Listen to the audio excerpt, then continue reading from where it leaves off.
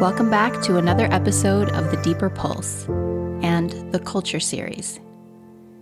Today, Tracy Stamper will once again be joining me for part 2 of our conversation with Yamuna Benedict. If you missed last week's episode, I highly recommend that you start there because it lays the foundation for the stories you'll hear today. But before we dive back into Yamuna's story, there's a little something that I'd like to share.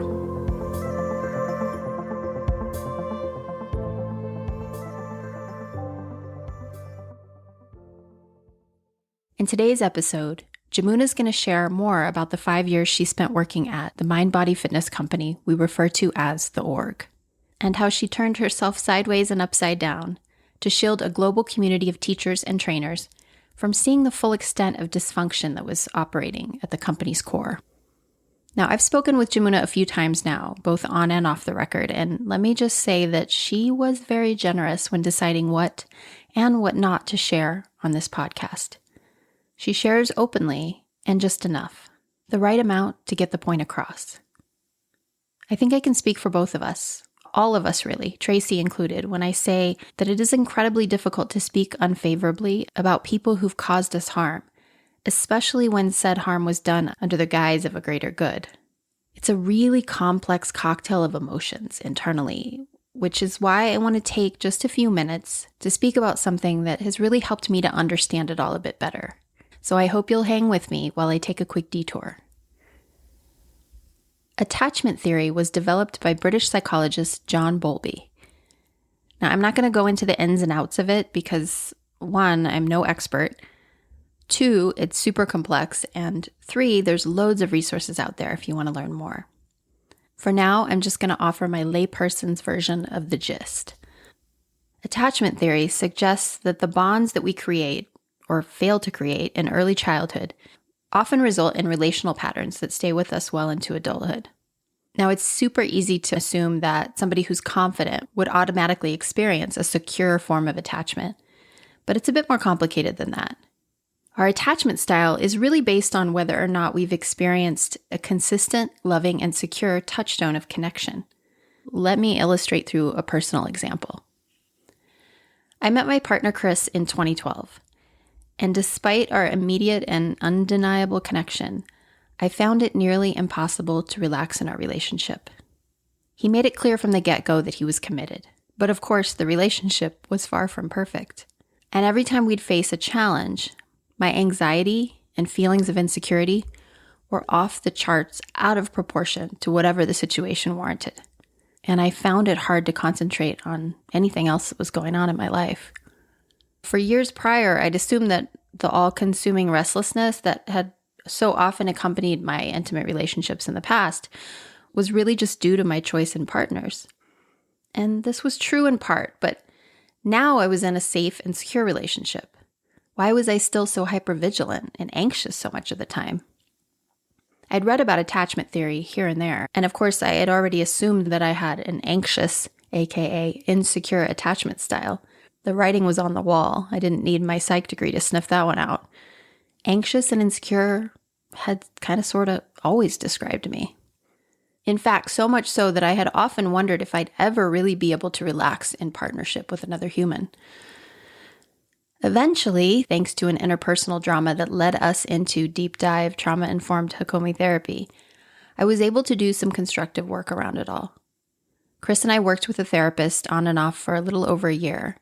And since then, and might I add, after 10 years of healthy partnership, my attachment style has decidedly shifted toward a secure and more relaxed style of relating.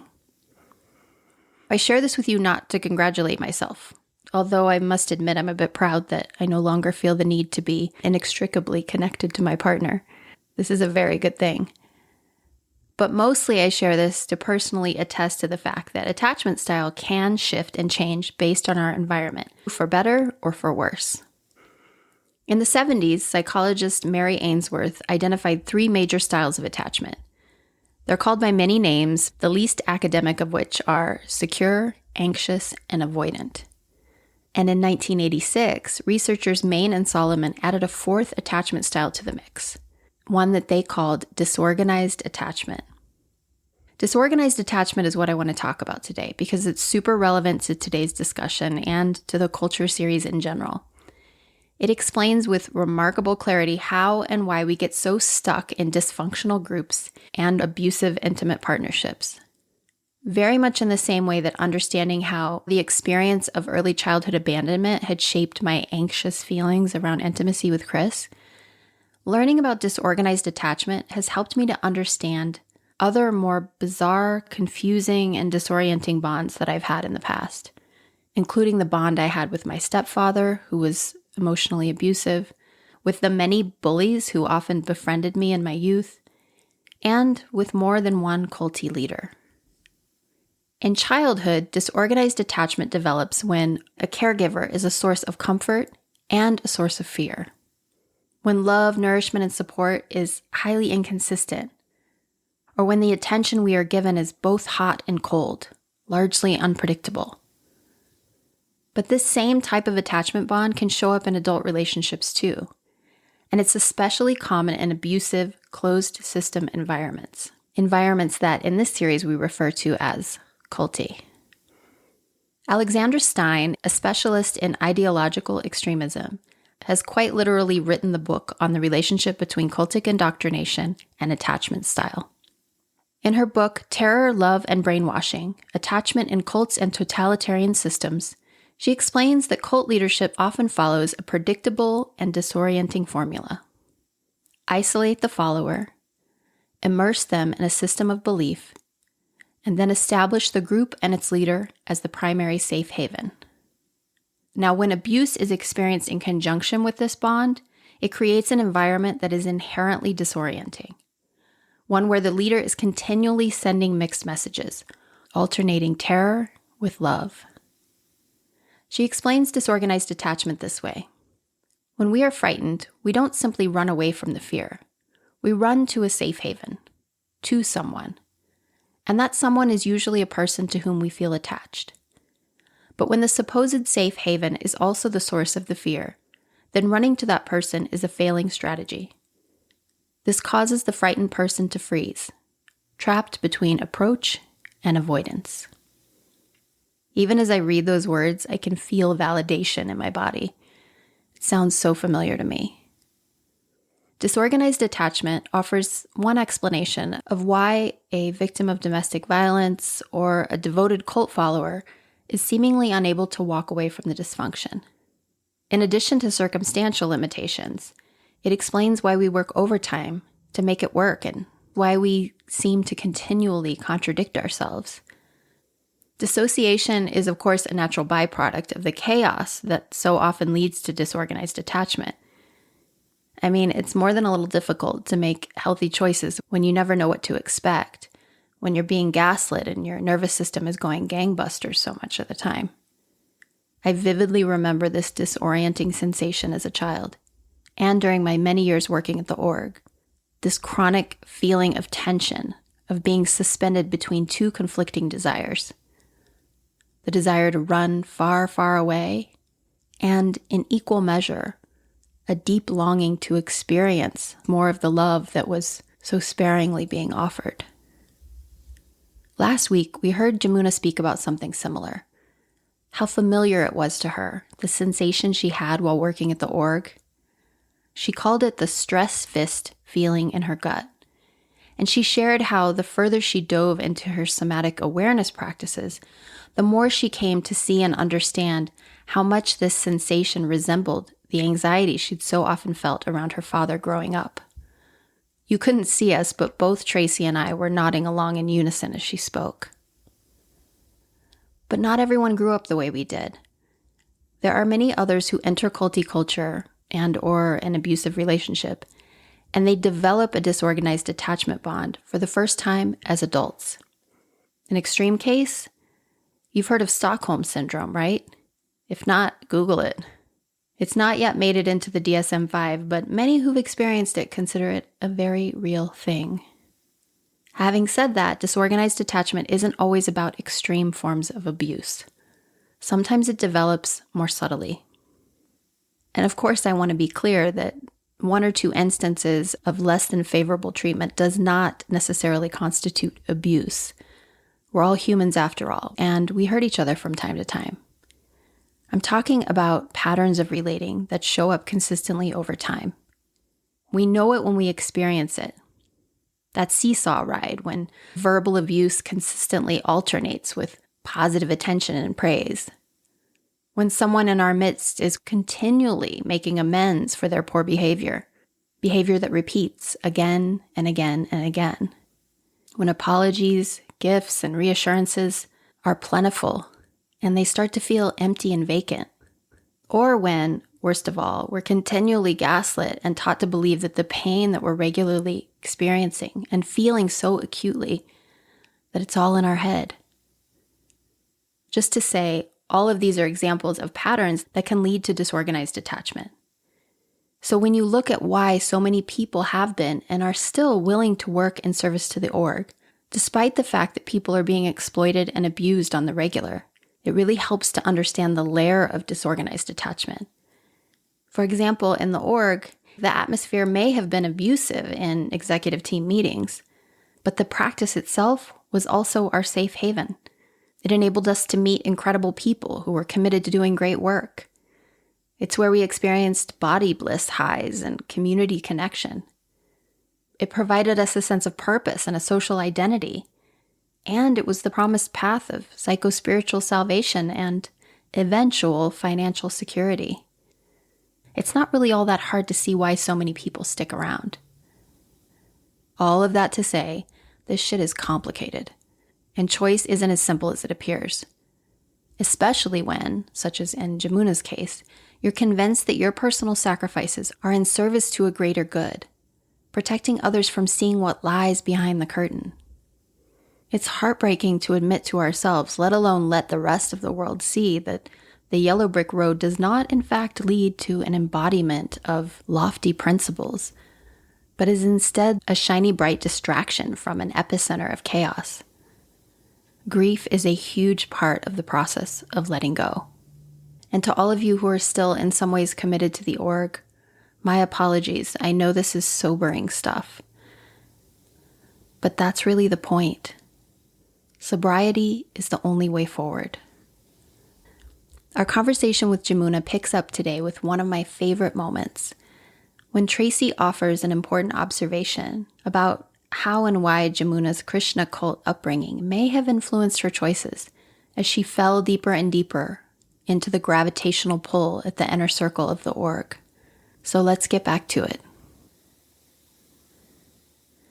This episode may be triggering to current or former org members, or anyone who has experienced high-demand groups or emotionally coercive relationships. Please listen with care. The stories and opinions shared in this episode are based on personal experience and are not intended to malign any group, individual, or organization.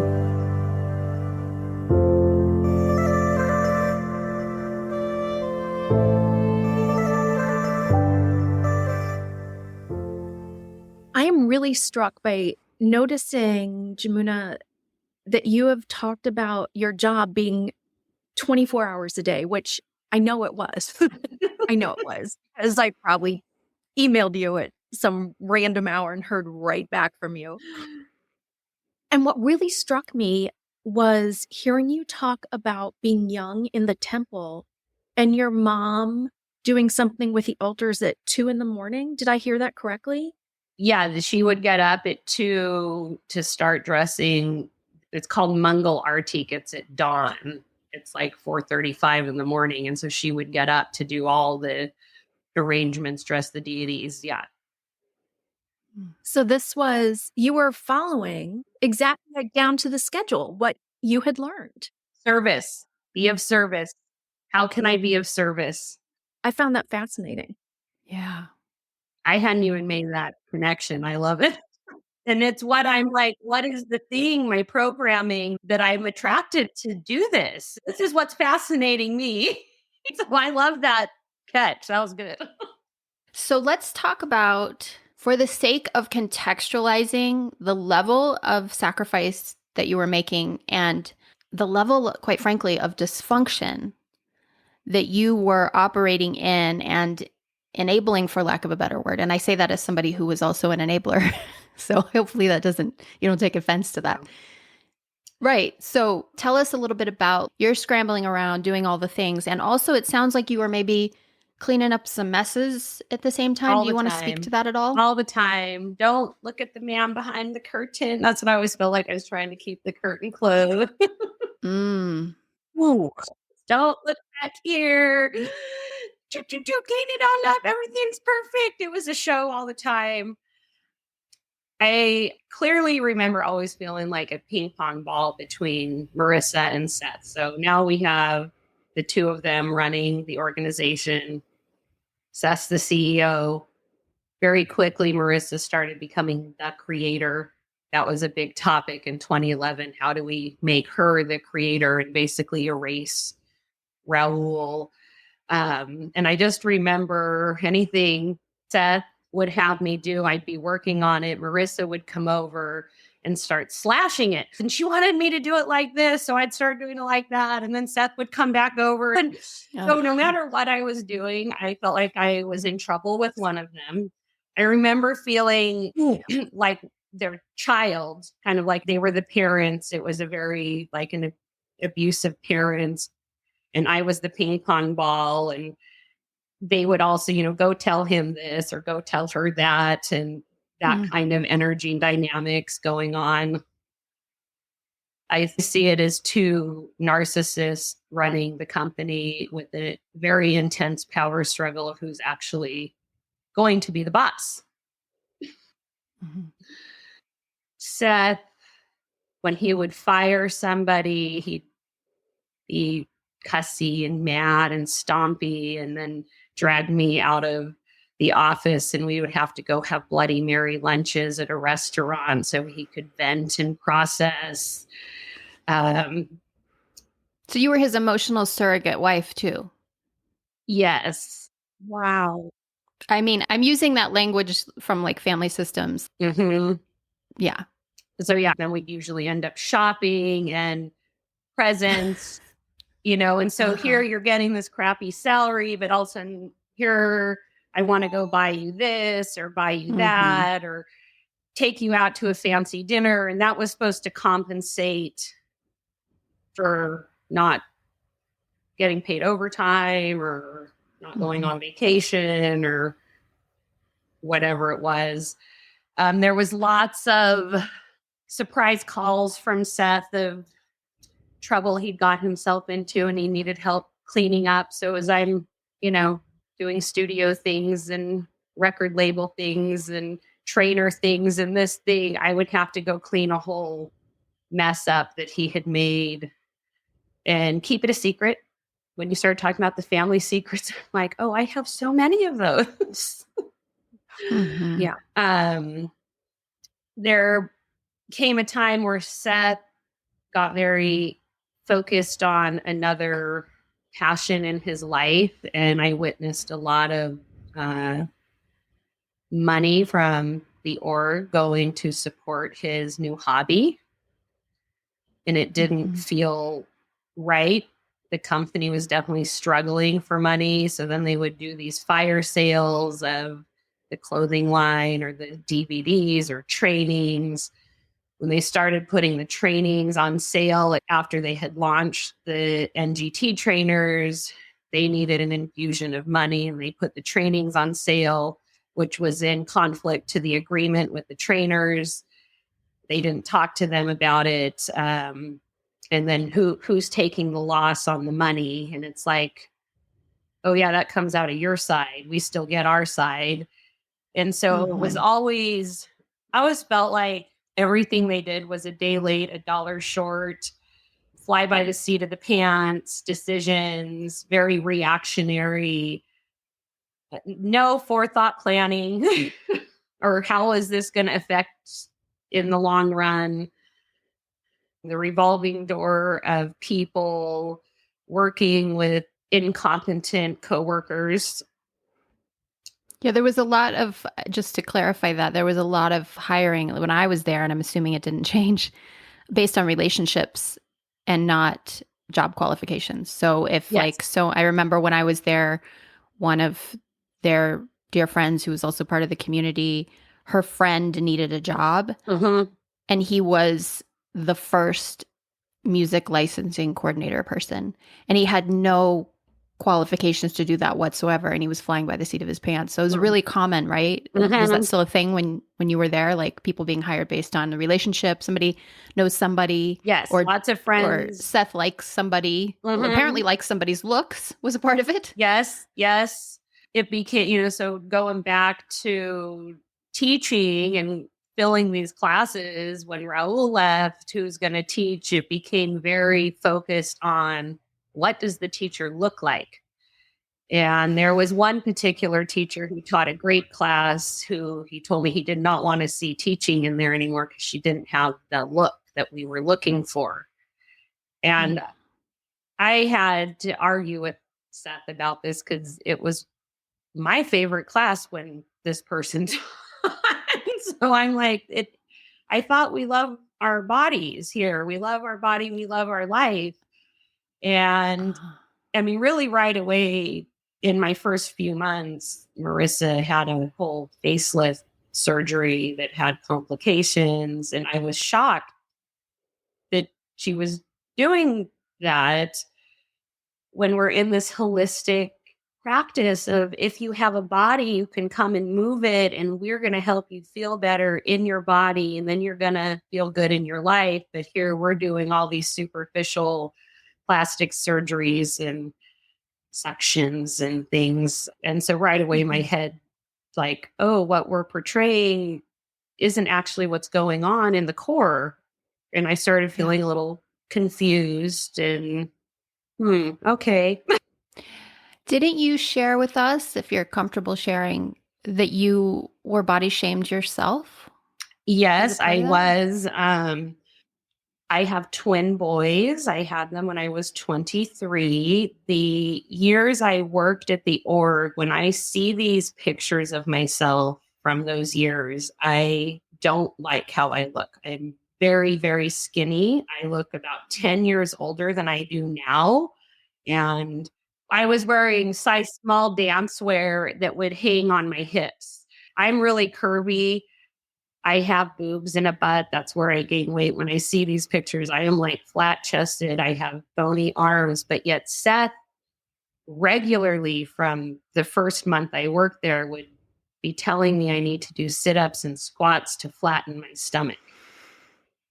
And that I could do little reps throughout the day. Could just do like 10 and just squeeze them in. And this went on the entire time, and that I needed to get rid of this little pooch, which is never going to go away because I weighed 254 pounds when I gave birth to my twin boys. Once you give birth, your body changes. It's not going away, but I still was not skinny enough for his liking. Wow.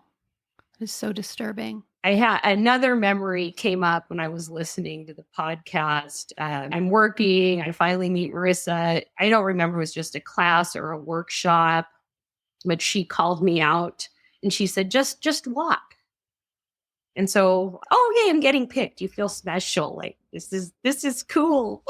And then as I started walking, she started shredding how I walked, and you have lazy ankles. I'll never, ever forget. I had forgotten, but now the memories come back about my lazy ankles and that I didn't walk right because my ankles were lazy.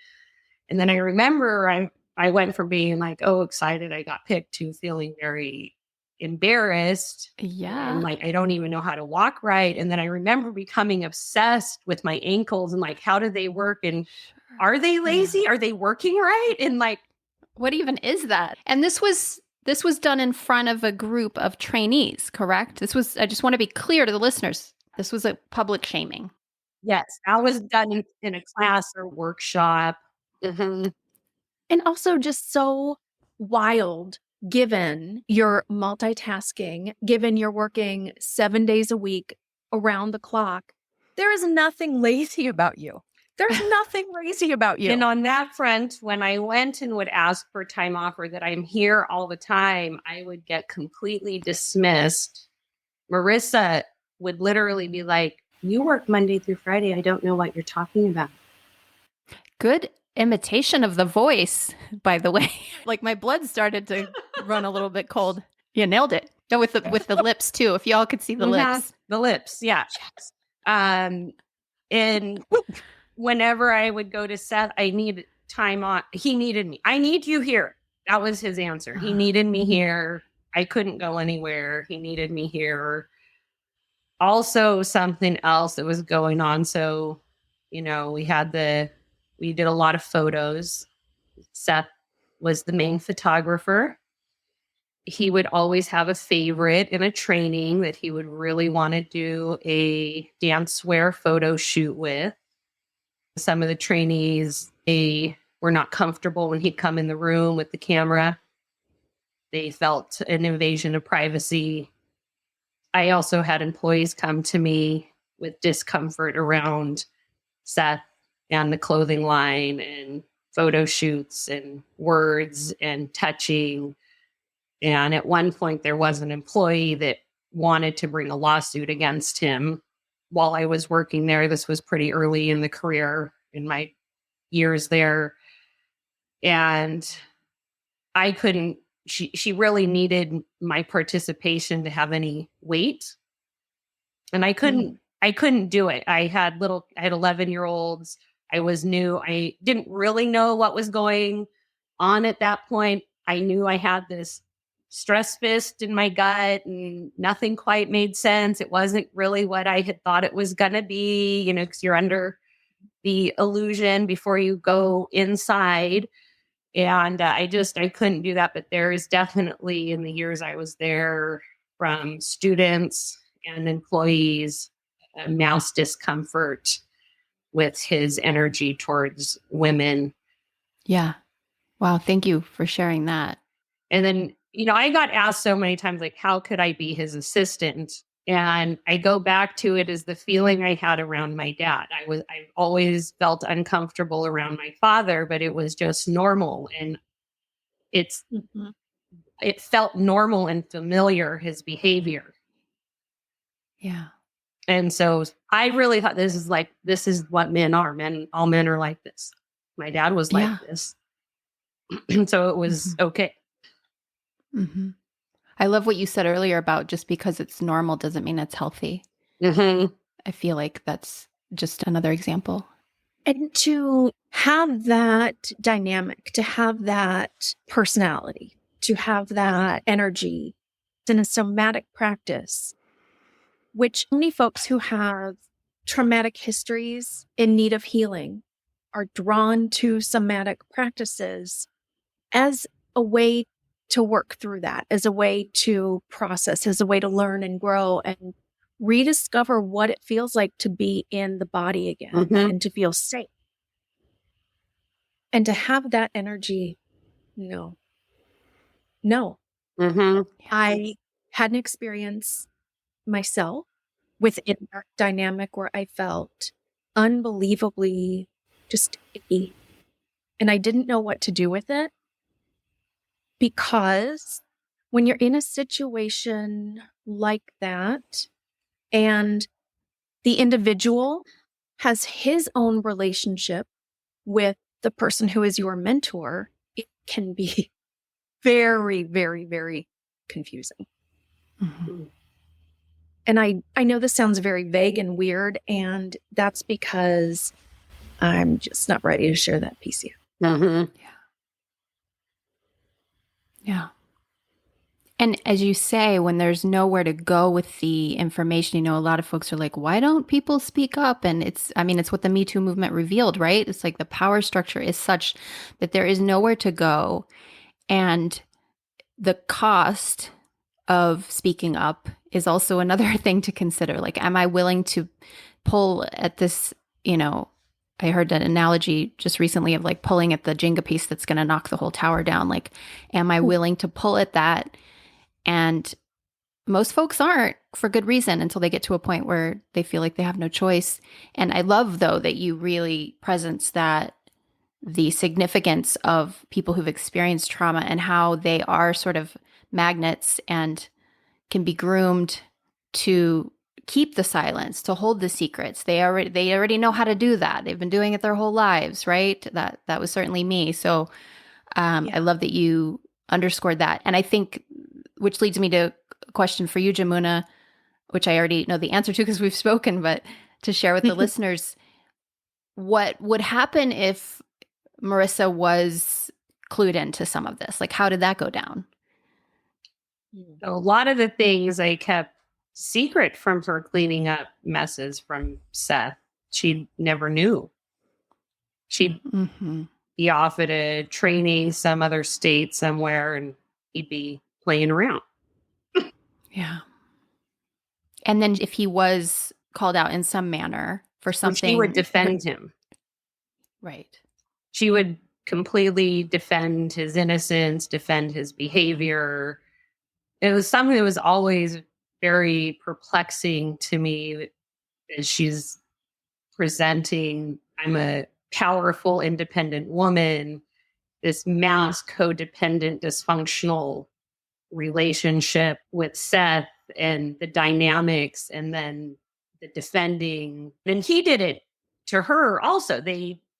I especially remember these outpouring shows after the training parties that we would host.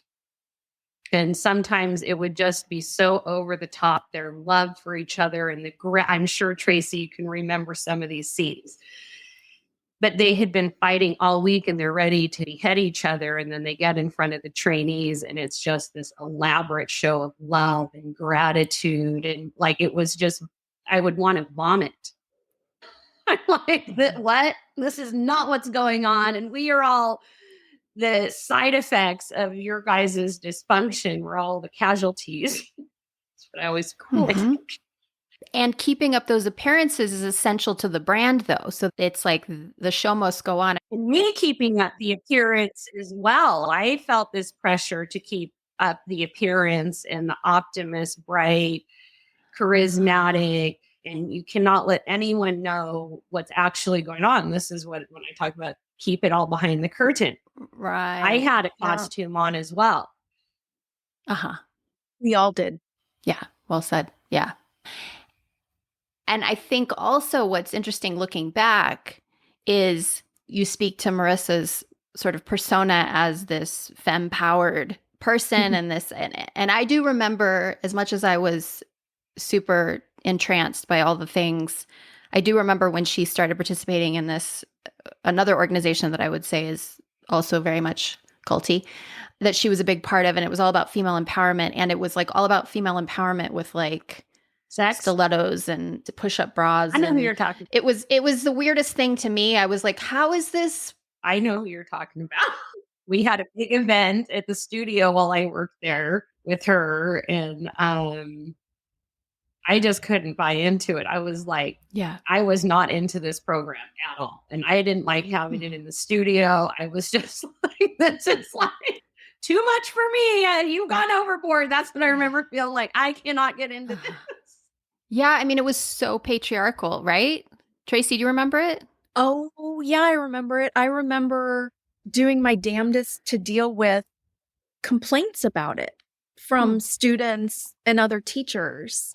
As I don't remember if I was a trainer at the time yet, but I'd been teaching for a long time at that point. And this overtly sexualized program all of a sudden appeared on the scene. And there were a whole bunch of folks who were a whole bunch of uncomfortable with it, myself included. Yeah. Well, I think this connects perfectly to, since there's a story that you told, Tracy, in an earlier podcast that actually we've had since, some folks who have left, who've spoken up and said, oh my God, what's been interesting about it, and it's the bathing suit story. For those of you who listened to the earlier podcast, the bathing suit story at one of the trainer trainings, and we'll fill it in a second if you didn't hear it. Since we aired that story, we've heard from folks who remember that, and we've heard from a lot of folks who were there who don't even remember it. They were so dissociated when it happened that they don't even have recollection. So the event was during a trainer training, just to summarize it real quick. where you were all asked to show up one particular morning for a session in your bathing suits, nothing else, just your bathing suits in the middle of January in the Pacific Northwest with no clue as to why you're wearing bathing suits in this massive, 2,200 square foot studio, this big open space with high ceilings in your bathing suit. And then there was an exercise, I'm putting that in air quotes for sure, where Air you're quoted. basically parading across the floor, like catwalking in front of one another. And I'm dropping this in here because it feels like contextually it sort of fits with the vibe of this other sort of training that was kind of infusing itself into the org. Mhm. This Wow. like show pony in your Mhm. bathing suit energy and calling that feminine empowerment. So then we talked with Yamuna afterwards, and Yamuna, share with us, because you were there. I remember I had also just kind of forgotten the bathing suit event, but I was there, and I'm actually 99% certain I am the one that sent the email out to everyone saying you need to show up in your bathing suit at 6 a.m. or whatever it was. And it was the first day of the training. Oh, it was the first day? This is your welcome. This is how you're Oh, God. arriving. But the day before the training, Marissa came up to me and said, "You have to show up here in your bathing suit too." And I The said, day before. Shit. I just thought I'm coming and I'm going to do what I normally do. No, I have to be in my bathing suit too. Oh. And I was like, what? I felt totally uncomfortable, but okay. And so I send this email out and I instantly start getting, what are we doing? I bet. Like, I didn't know either what was going on. Everything was about the river of the unknown and keeping people in the fog, and it's a surprise, and getting out of your comfort zone and all these things. But I wasn't participating in the training. I just had to stand in the hallway in my bathing suit and check everyone in. And so I never got So the bizarre. catwalk and the love bombing praise that everybody else got in their bathing suit. I just went back to work and was probably told I didn't do a good enough job and I needed to do more stuff. Right. You shared with us that there was a conversation behind the scenes that potentially led to this whole bathing suit thing. I was in the office during the whole development of the NGT program, and Marissa had a cohort or a muse, I would say, that developed the program together. And, I would be working and have work to do, and I'd be on the phone talking to a trainer or ordering fabric or whatever. And then I always feel like they sound like cackling witches. Like, how can they come up with these convoluted, crazy ideas? How can they make people uncomfortable? How can they? I don't know. It was really interesting watching the two of them create all of this out of the ethers. I remember you asking Tracy in the podcast, like, what was the purpose of it? And I remember thinking there was no purpose. It's just made up bullshit. And I would like to say that they were very successful. If their goal was to bring us to a place outside of our comfort zone, they nailed it. Mm-hmm. Nailed it. Nailed it. Mm-hmm. Which we were taught is a signal of growth. And this is one thing that, when I watched The Vow and saw sort of the inner workings of Nexium, that really there's a lot of overlap there. And one of the things that was so poignant in terms of the overlap for me was how we were trained to think about discomfort, and that it is a signal for growth. And in a way, it's like lean into that discomfort, because it's building a sense of personal power, where our language around it was all about personal power. It's a breakthrough, right? It's a breakdown to breakthrough kind of thing. Well, I remember too that I used to call Wednesday CryDay during the training weeks, because I would go up to the studios on Wednesday. So the trainings would start on Saturday. They've been here Saturday, Sunday, Monday, Tuesday, Wednesday. Sunday, Monday, Tuesday, Wednesday is literally like 7 to 7. They're at the studio, the trainees. And by Wednesday, everyone was having breakdowns. I would go upstairs to the 4th floor, and there would be trainees crying in the bathroom, in Studio B, in the hallway, in the dressing room, having these breakdowns of getting just pushed. They're exhausted and pushed and being body shamed or whatever's going on in the training. And so I used to brace myself because it just became like Wednesday was CryDay. It was everyone was crying and having the breakdowns. And then Thursday there would be the breakthroughs. And Friday they'd graduate and have a party and everybody was all high again. And I just so remember by that Wednesday, everyone was broke down, no energy. They couldn't deal with anything. They all needed something, just and serving. How can I help these people feel better? What do they need? Well, that's one of the hallmarks of a cult, right? Is like find a pain point, activate the pain point, and then deliver a solution. And it's like, I'm tapping my arm here. It's like, give me more, give me more, give me more, give me more. It's so addictive. So that cycle playing itself out week after week with trainee after trainee. And then the next breakthrough is promised if you go to the next level. If you take the next belt level, then you'll have even more breakthroughs. And on it goes as they continue to add belt. Like your breakdown is a good thing. You get pushed over the edge is a good thing. Yeah, it means it's working. Yeah, it's working. And it's always followed, like you were saying, Yamuna, with the breakdown comes on Wednesday. Thursday is the breakthrough. Friday is the party. Yep. And you use the term we're all high at that point because we've been through like the shared trauma and we survived. No, these bonds that you make. I mean, I bonded so deeply with several different women when you're in a training and you'll find someone that like has a very similar experience as you do in life. And then you're feeling the same things and you just like grasp onto each other for survival through the week. It's intense. They call them an intensive for a reason. And yet you're not speaking to the actual discomfort at all in that sisterhood. So the sisterhood is real and it's deep and it's powerful. And it's also that, they say there's sort of the cult persona and then there's the actual persona. That cult persona takes over to such a degree that you're bonded on these deeper levels because you have things in common. And in terms of the engagement, though, and the communication and what you're allowed to talk about and say to each other, it's very much within the realm of the cult persona. At least that was my experience. Did you all have that experience too? Absolutely. Yeah.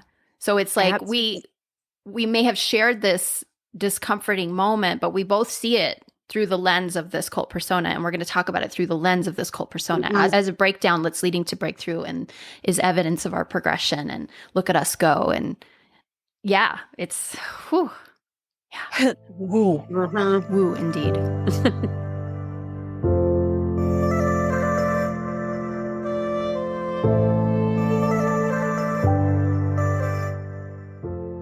Okay, so let's talk about the blindsiding moment of you leaving the org. Tell us how that all went down. There's a lot of people who are going to be leaning in right now who were a part of the org at the time. It is a mystery. It is part of why I wanted to come on and share my story. Is I just got erased, is how I feel. I got erased from the community. I'm going to tell the whole story of me leaving. So I've been there 4.5 years. I was in a long distance relationship for the last 1.5 years of me working there. And I was miserable actually at the job at this point, completely fried, overworked, abused, all the things. And I left on my own accord for a relationship and moved to California. It was very traumatic for my boys were then 15. They were going to start their sophomore year. Of course, they didn't want to move. I thought this was going to be good for all of us. And I'm going to change my life and get out of this toxic job that I can't seem to leave. That all blew up in my face within 9 weeks. And I ended right back in Portland. And the second Seth heard I was in Portland, he drove right over to my house and cried on my porch how much he loves and misses me. And please, please come back because we need you so bad in the routine shoots and the music and this and this and this. And can you please come back? And I went right back. I wanted to bury the heartbreak, the embarrassment. I just I was going to have the fairy tale love story, and it was the nightmare, and go back to what I knew how to do. I left in July and I was back to work in September. And so I call it my vacation I never got in the 4.5 years I was there. It was like exactly 2 weeks for every year. And so I went back to work for 31 days in a row, filmed 4 routines, licensed all the music, got all the outfits together, doing everything. And I know that day this happened, Marissa and Seth were having a power fight at their home. I know this from a mutual friend and colleague that did a lot behind the scenes, maintenance and things at the studio. Told me that they were having a massive power fight, and Marissa was yelling at Seth, "I am going to fire your assistant." And where I'm sitting now, this home that I'm sitting in, I had just rented a new house because when I moved to California, I got rid of my house, most of my belongings, everything. So I rent this house with a $1,900 a month lease as a single mom with 2 kids with the guarantee of my job. And literally the day I'm moving into the house, I get a text from Marissa. "I demand you to come down to the office today." And I was like, I haven't showered. I'm not moved in. I'm moving. None of that matters. I need to talk to you. It's an emergency. Be here by 4. I very stupidly got in my car, drove over the bridge, paid to park downtown. I walk into the office, and as I'm stepping into the office, I can see my desk is completely cleared off. There isn't a computer. There isn't a piece of paper. It is an empty desk. And I was like, "Oh, what's going on?" And as soon as Marissa sees me, she stands up, tells the accountant to come with her. We're going upstairs. And she doesn't really let me enter into the office space, but I got in far enough that I could see my cleared off desk. We go upstairs to this closet room on the 4th floor, which we held inventory, clothes, chairs. The whiteboard was in there. And she has 3 chairs all positioned. She'd been planning this, obviously, for the whole day or however long. And she brings me in the closet. She closes the door. Her legs are crossed with her stilettos and her all black outfit. The accountant is holding an envelope on her lap. And Marissa, I will never forget the words as long as I live. She proceeds to tell me, "You have no skills, no talents. You are not wanted or needed here, and you are fired." And I couldn't believe the words that came out of her mouth. Because first of all, I knew that was not true. I knew that is not true, that I do not have skills or talents. I had just been running and growing sales in every department of their company and doing everything. But I watched them hire and fire people for 5 years. I knew one day it was going to be me. And that was the realization I had sitting in there. Today's the day I get fired. She asked me, "Do you have anything to say?" And I said, "Can I leave?" And I picked my check up and I walked out the door. One of the video photographer guys Seth had brought on was in Studio B, or the lounge. And I'm walking out and he came out. He said, "What's going on?" And I said, "Well, I just got fucking fired." And his mouth dropped and he goes, "Are you joking?" And I said, "I'm not joking." And then I screamed at the top of my lungs. I said, "Make sure you're a real lazy ass and don't actually work. It's the only way you keep your job around here." And I walked out of the building. Mm-hmm.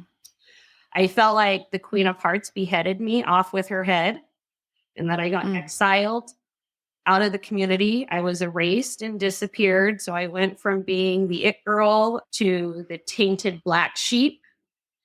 And not that I didn't hear from anyone. I have a couple close girlfriends that I met through there that reached out to me, but overwhelmingly, I was shocked at how few people even asked, "What happened? Where are you? Are you okay?"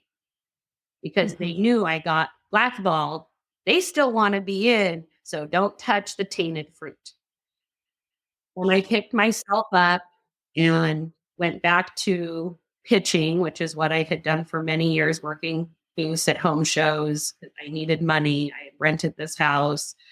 I'm completely overwhelmed because now I have lost my job, my fitness practice, my spiritual practice, my friends, my community. I had never felt so alone, isolated, afraid ever in my life. About 6 weeks after I got fired, I got in a car accident. So I had this massive heartbreak breakup.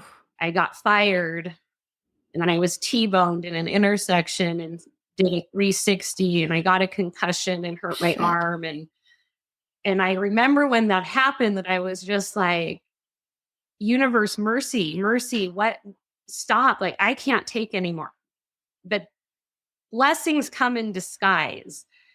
That accident landed me in a year of physical care, of acupuncture, chiropractic, and massage, all paid for. And it truly helped me heal my mind, body, soul. And so I was like, oh, that's why I was in this accident. So I got this gift of nurture and care and healing this next year. And I started refinding myself. And I wanted to dance. Dance is my medicine. And I felt like Marissa took my dance away from me. And I didn't know where to go. I didn't want to go to one of the orgs classes. I didn't want to be bombarded with the questions. I didn't want to have to defend myself. I didn't really know what they were saying.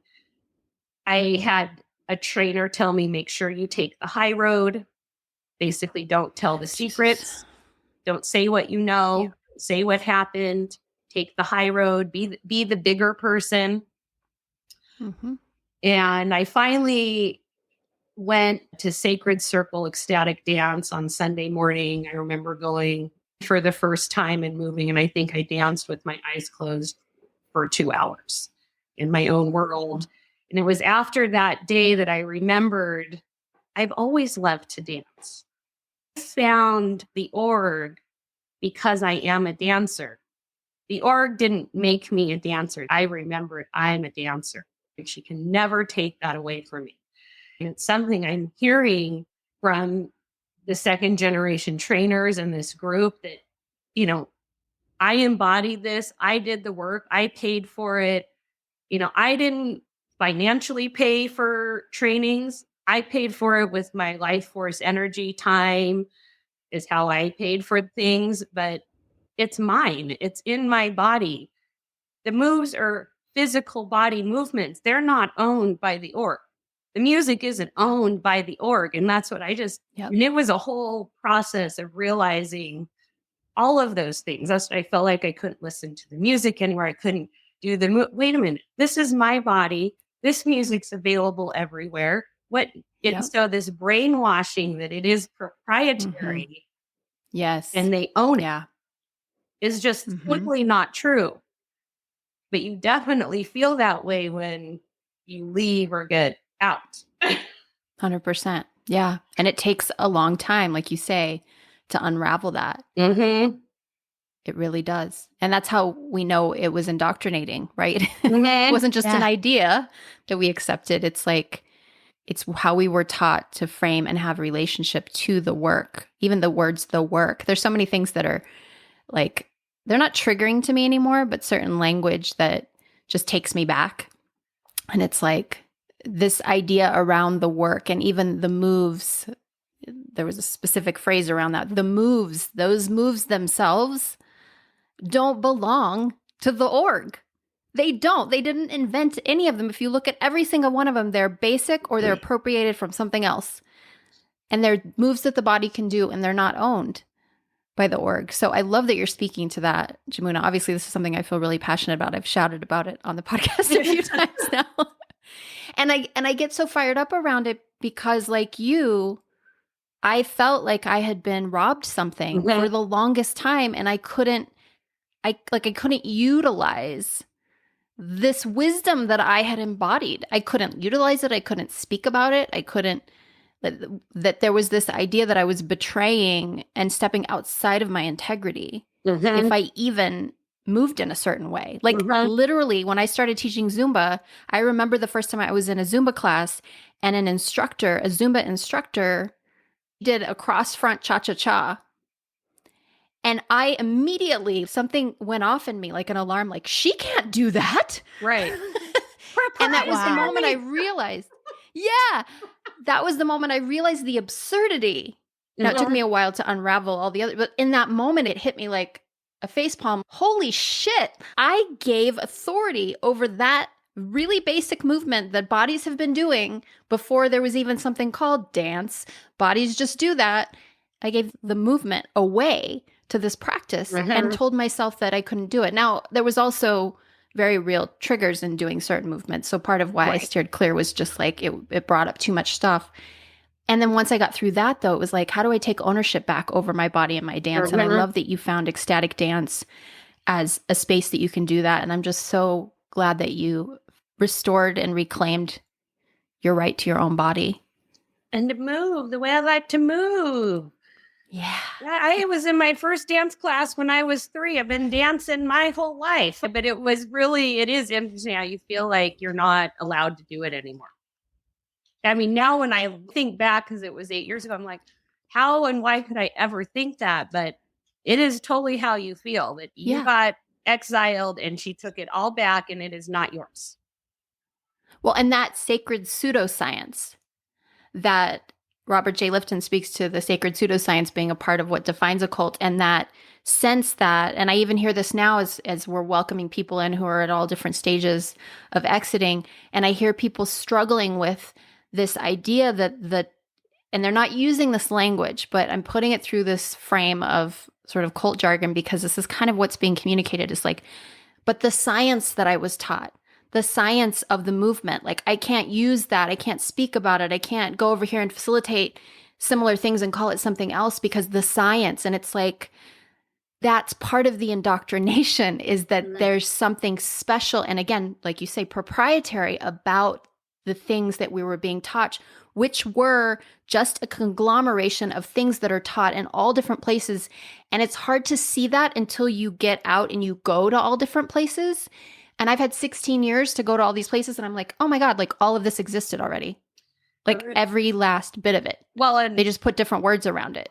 Another point on that, the orgs lost so many amazing, gifted, talented people that have gone off and created some other training faculty of somatic movement. And I worked there when several different people left and started their own thing, and then listening to Marissa and Seth foaming at the mouth, they're copying and they're cheating. And I remember thinking, you're the original copycat. There's nothing in this that is actually original. It's a potpourri of all these things, and you put it together in a book, but there really is not an original concept. So how can you say they're copying? Because they're just doing the same thing. These people have studied yoga and this modality and this, and now the orgs work, and it doesn't work to be with the orgs, so they're taking what they know. But I just remember they were livid of the copycats stealing their work. Well, and really what they're foaming about, the underneath, is we're losing money. Mm-hmm. Yep. Like, it really comes down to that. We're losing power and we're losing money. What is it, like sex, power, and money? Like, those are the three things that like motivate sort of cultic power down dynamics. And so we're losing power and influence because the brand is being watered down, and we're losing money. We're losing this person who we have taught to buy into this idea for the rest of their life. And I really want listeners out there who are part of the org to really just like take a minute and think about this idea. And people say like, but it's not a cult. You can't really call it, I don't know, cult. Anything that tells you that you need to buy into it for the rest of your life, even if they wrap it in capitalistic language, is culty as fuck. I'm sorry, but that's what it is. Thoughts? Hell yeah. Absolutely. And some would argue, some would say to me, well, Zumba's like that. Like if you want to teach, and it's true. Like I said in an earlier podcast, and like Yamuna has said so beautifully, just because something's normal doesn't mean it's healthy. And when I spoke about the non-disparagement clause that the org has since added to the teaching contract, since all of us have left, I'm not for sure about that. It's like, oh, well, non-disparagement clauses, which basically is a clause that you add to a contract that says you're not allowed to speak negatively about anybody involved with this or the company ever. These clauses are used in Silicon Valley companies. It's like, well, yeah, that's also fucked up. Like, just because it's normal doesn't mean it's a good thing. Mm-hmm. I taught Zumba for 9 years. And then I decided to step away from my life in 2019 in every single way. And so I reached out to them. And this was the moment at which I realized my relationship with Zumba was going to end forever, because I reached out, in an automated way. Everything's automated because it's a huge organization now. But I reached out and said, like, I want to pause my license or whatever. And they said, oh, okay, you can do that. In order to do that, because just to be clear to the listeners, the way these things work, you train and certify in the practice, then you license to teach it. You have to pay a monthly fee in order to use the brand name, which is fine. Brand names are brand names. So I'd been paying this monthly fee for 9 years. And I said, I want to take a break. They said, well, when are you going to come back? I don't know. Okay, well, in order to put your license on hold, you have to pay $5 a month. And then when you're ready to reinstate it, we'll reinstate it. But if you don't pay that $5 a month, then you have to take the training over again if you want to teach it again. And that was the end of my relationship. You were done. Yeah. I mean, I still go take classes, but I wasn't going to give them a dime more of my money. I was like, hell no. And to say to somebody, you can't teach a cumbia or a salsa move ever again. Right. Unless you give us money every month is absurd. And you can probably see it if you look at it from Zumba's. But if you're in the org and you've been indoctrinated, you think, but this is different. Mm-hmm. This is so different, because it's like, and I have so much compassion, because it's like, you really want to sit down and add up how many thousands of dollars you've spent on those trainings. Of course, we have to believe that we were investing in our own long-term PhD program in somatic education. But even if that were true, you wouldn't have to pay for your PhD the rest of your goddamn life. Some point you stop paying for the education. Exactly. At some point you stop paying. And I think this is worth just speaking to for a second though, Yamuna. Some people did stop paying, yeah? Some people didn't pay for trainings. Oh, there was tons of gifting going on. I could never figure out the rhyme or reason to why and who, but lifetime teaching memberships, and it'd get marked in their account lifetime. They never had to pay the $520 a year gifting trainings all the time. Not everyone paid, and why and who gets gifted what they do is just on their whim and their liking and their favoritism, and trying to keep people in, bring people back. I actually got gifted finally my brown belt in 2015. So a year later, I get an outreach if I'd like to come do the brown belt, which, so I worked there 5 years. I had already done my white belt. I signed up for the green belt at my white belt. So I was committed to doing that. Seth didn't like it that I was doing that training. And then I had to fight with him to do the blue belt. So I thought I'd go through all the trainings while I was there, but it stopped at blue belt. I never was allowed to do anything. Wow. Else. I didn't know that. So you weren't progressing I progressed through the trainings while I was working there. And I think now it's because of Raul. He pushed for that. Yeah. Interesting. Probably. We started hosting Sue Seitzman from Melt, the Melt Method. And the first time she came, she offered to gift me the Melt training. And I was so excited, but Seth told me, no, you cannot do that. I need you. And so I could have been a Melt certified teacher as a gift. And then by 2 years in, they had split the training into two. It was 1 weekend for the certification, but then they split it up into 2 different trainings, twice as much money. and I would have had to pay. So of course I never did that. But yeah, I also had an opportunity to do the melt training, and I was told I cannot do that. Wow. Jamuna, I'm just so sorry that you were treated the way that you were treated. And I'm really glad that we had a conversation before we pushed record, that I heard a lot of this. I don't know about you, Tracy, but that's process. So I think the first time we heard a lot of this, I mean, you shared a few things we hadn't heard before, and a lot you had shared with us already. And, Tracy and I were both getting pretty fired up, and understandably so. And again, something we were taught to not be reactive. This idea of non-reactivity is like taking the high road, all the things. Mm-hmm. And when our anger and our outrage is actually serving a purpose, it's pointing us toward injustice, and it's saying this isn't right. And so I wouldn't apologize if we did get really angry during this conversation. And I want to keep the focus on you and your expression and your healing. So I'm glad we got to spill some of that in the first call. No kidding. I mean, the number of F-bombs that I dropped when the three of us talked off record, there was some pure expression going on. Let's just say very pure, fiery expression. Mm-hmm. Mm-hmm. Right. Yeah, exactly. And also I was really struck by just how much I always loved Yamuna, how much everyone always loved Yamuna. Thank you. And you went through hell. I had no idea. I had no idea. It was a stressful job. It was exhausting, stressful, abusive, toxic. Well, the end in particular, what would have been different had I known how you were fired? What would have been different? A lot of things would have been different. And it's why I wanted to come on. I held it in secret for 8 years, almost to the day. Very few people know the words that were told to me and why I just disappeared off the scene. And I want people to know. And then maybe their minds will change on how they look at things over there. Yeah. Yeah. You're such a brave woman. Oh, thank you.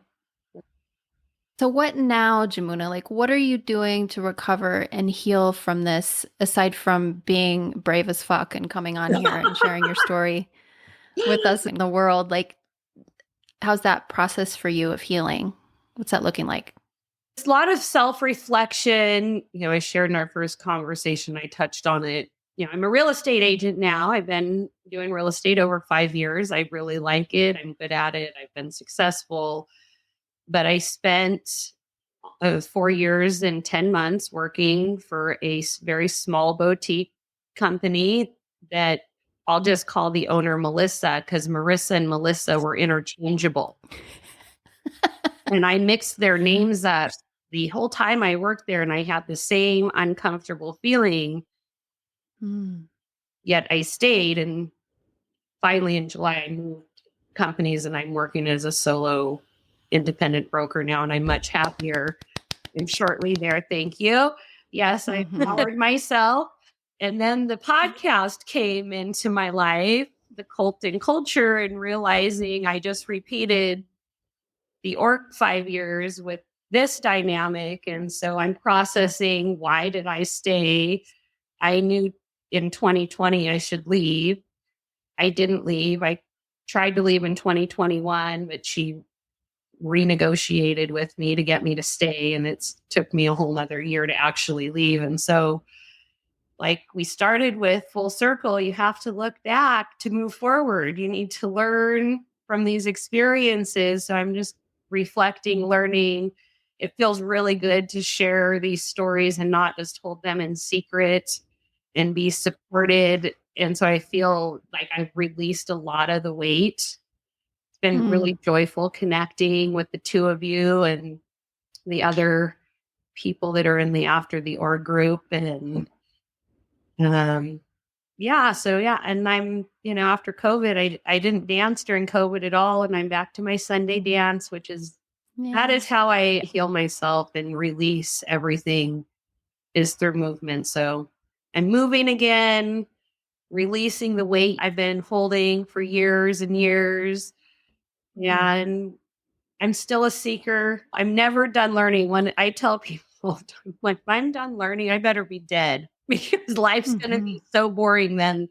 I'm always seeking new information, new ways. And so just to keep my heart and mind open, which after what happened 8 years, I closed up. And it doesn't feel good. So just to keep your heart and mind opened and to be clear in your thinking, and to really, like, when you're getting into something, I'm definitely like, I go all in, I dive in head first, like I dive in. So maybe, start in the shallow end and test it out a little bit before I go diving in to the deep end with, a new group or something. So just to be a little more thoughtful and aware of my surroundings. I mean, one thing I was taught in the Krishna movement, you're taught you are what you're around.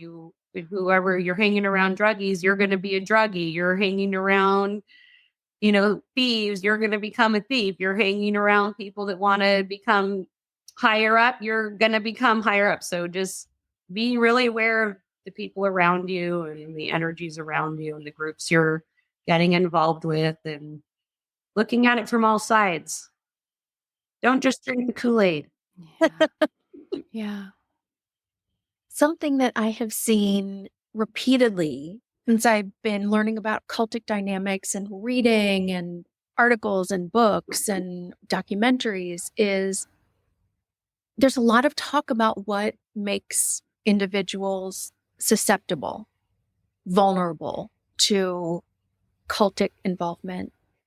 And one of the things that I've seen several times now pop up that just made me want to start singing and dancing was that one of the biggest markers for what makes an individual susceptible or vulnerable is as simple as them not understanding how cultic dynamics work. Which is Amen. why I am so cheering Candace on every step of the way as she walks this path. This is so vitally important. And it feels so good to be in this space with two women who I love wholeheartedly, knowing what you have both been through, knowing what I have been through, and now knowing that we know. Yeah. We know. Beautiful, Tracy. That's huge. It is huge, and it's impossible to inform and educate without stories.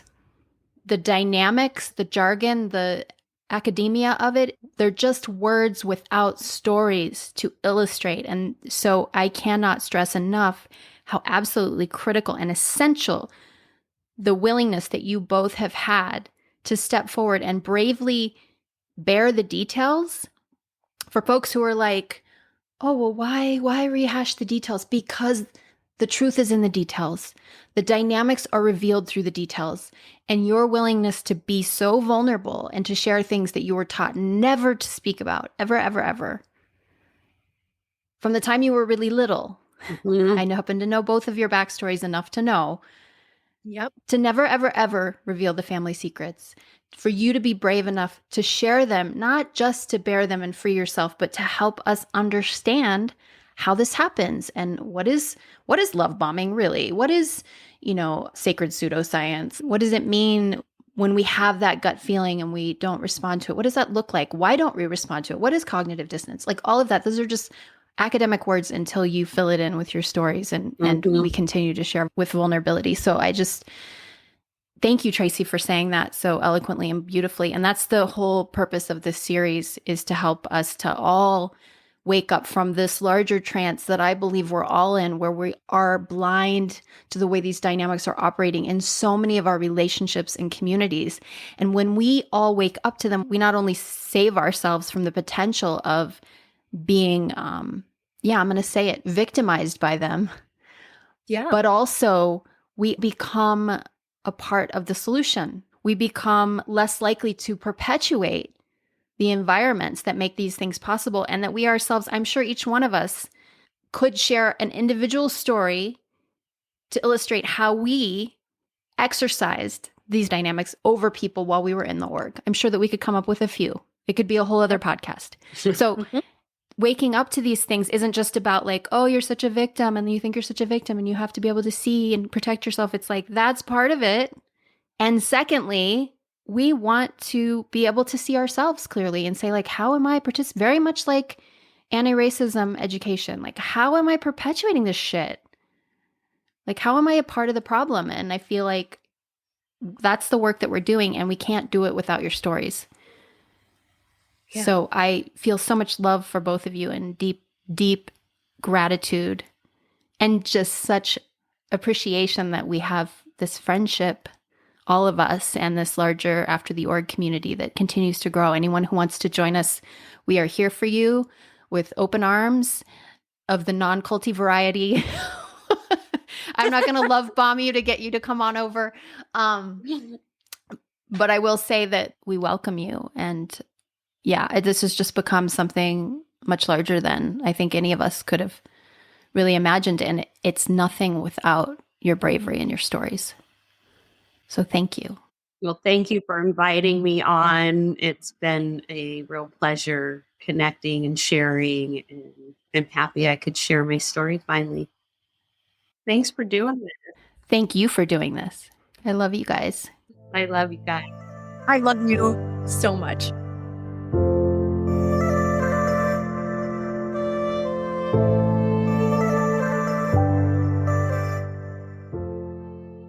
Wow.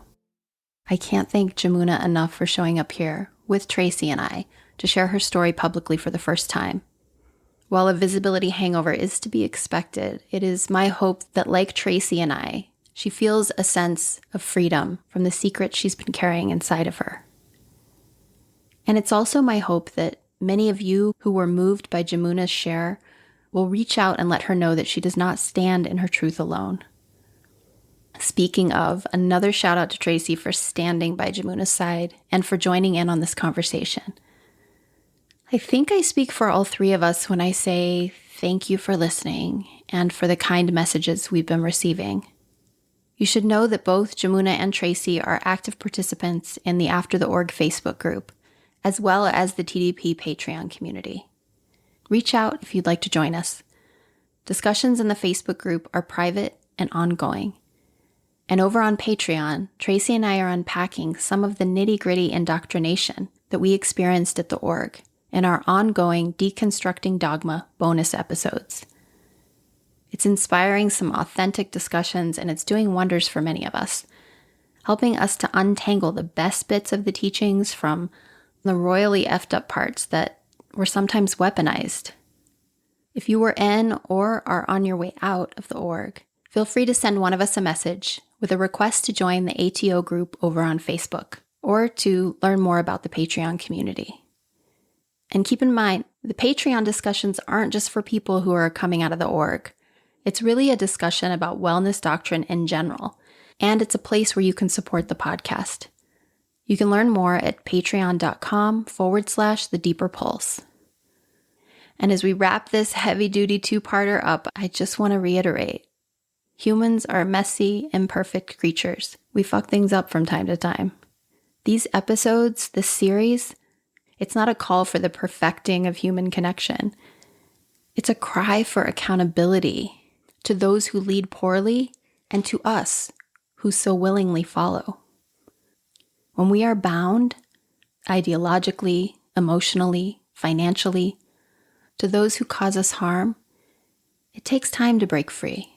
This is to be expected. But we can find alternatives. With time, proper resources, and support systems, we can restore our personal integrity and seek out connections that more accurately reflect our current values. We spoke a lot about the work at the org, but maybe the real work we must do isn't about championing a particular practice or conforming to a specific belief system.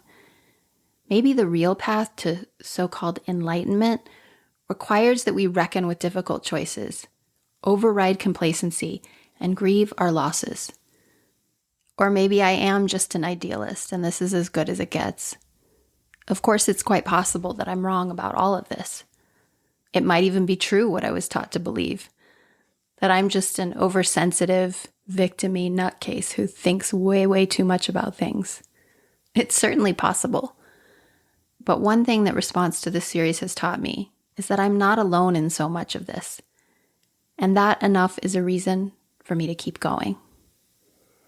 So I'll be back next week with another conversation, this time with a brand new friend who is a coach, writer, and advocate who's been kind enough to sit down with me in shared accountability. We're going to talk about what puts the cult in coaching industry culture. I've been waiting a really long time to have a conversation like this, so I hope you'll tune in. And in the meantime, thank you for listening, and I appreciate you rating, reviewing, and sharing the podcast with your friends. Until next time, ciao.